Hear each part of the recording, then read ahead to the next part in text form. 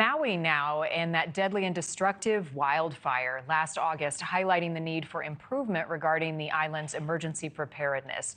The Maui Fire Department's newly released After Action report goes over more than 100 recommendations and challenges to help prevent similar disasters in the future.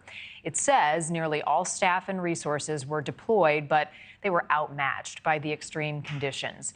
The origin of the fire is still under investigation. However, high winds and dry conditions fueled those flames, according to officials there, amplified by, quote, the worst case scenario where fire hydrants began to run dry.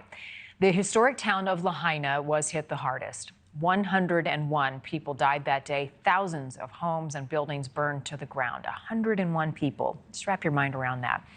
Among the recommendations in this report is the need for more equipment, ready to go to backup vehicles, a statewide mutual aid program, an evacuation plan for people and tourists who speak different languages, and an analysis of the island's cellular system.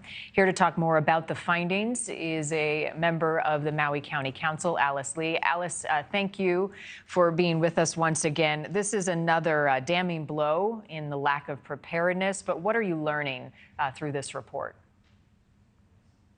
Well, as you said, the fire department was totally outmatched. We were overwhelmed by the conditions of the weather on August 8th. This was remnants of a hurricane. So we were dealing with 80 to 100 miles per hour winds, and we just didn't have the resources to stop it. So even though we don't have the cause of the fire yet, because other agencies are handling that, we now have a better handle on what the fire department needs going forward. And that's important to us because right now the county council is in budget sessions. So this kind of information is critical for us to know. You know, if it was a perfect storm of a disaster when all of this hit, but if it were to happen tomorrow, would the fire department, would emergency resources be in place to address it differently than what we saw happen in Lahaina? Maybe slightly differently, but we don't have the resources. We need tremendous amounts of equipment, new equipment, upgrades. We need to focus on improving our communications in particular. We have to do much better with coordination with all the different agencies involved. These are things that will take a little time to achieve. And so if God help us if we had another incident tomorrow. How much will that cost? Is there a number being put on getting these resources in place?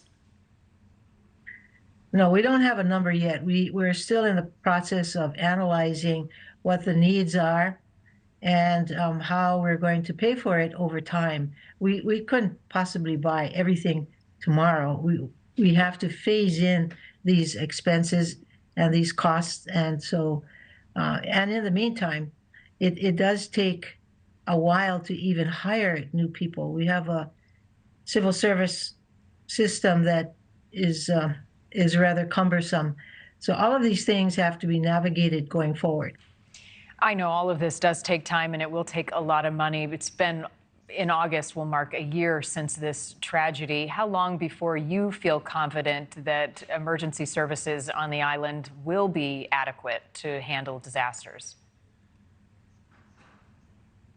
I think it's a multi-year project, but I think some of the more essential improvements will be done probably by the end of this year. There are many, many lessons learned from the disaster. We have a very good fire chief and fire department, and we also have a good police department. So with everybody working together, moving in the same direction, I'm very confident that we will meet or exceed our expectations in a year or two or maybe 3 years. And while all that is happening, the rebuilding is also going on in that community for the people who remain. What does that process look like right now, Alice? Right now, the Army Corps of Engineers is in the process of removing the debris from the Lahaina site to a temporary site a few miles away in Oluwalu. And from there, they will eventually take over 400,000 tons of debris to another permanent site.